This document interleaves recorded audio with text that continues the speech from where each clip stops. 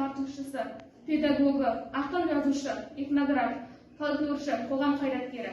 Ол 1841 жылы қазан айының 20-сында қазіргі Қостанай облысы Татулы ауданында дүниеге келген.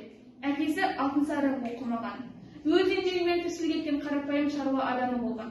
Шешесі Айман Арлан руының ішіндегі Шегін деген бидің. Алтынсариннің еңбек жолдары 1860-1879 жылдар арасында Ыбырай Алтынсарин мұғалімдік және ағартушылық қызметтерін атқарды. 1868-1874 жылдары Орынбор генерал-губернаторының арнайы тапсыру бойынша 4 рет Торғай уездік судьясының қызметін атқарды. 1876 және 1874 жылдары Торғай уездік бастығының аға жәрдемшісі болды. Тұңғыш қазақ педагогы Ыбырай Алтынсарин екі түрлі ірі мәселені алдына басты мақсат етіп қойды. Біріншісі мектеп ашу, бала оқыту, жалпы халықты ағарту жұмысы. Екіншісі халықтың ой-санасын жаңалыққа қарай бейімдеу жолындағы тәрбиелік істері. Осы екі мақсатты орындау жолында Ыбырай Алтынсарин мейлінше қиын жағдайларда жұмыс істеді. Талай бөгетке кездесті.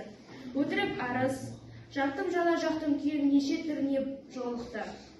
Бірақ ол күрестен қажыған жоқ. Әсіресе ол келешекке сенім зор болды.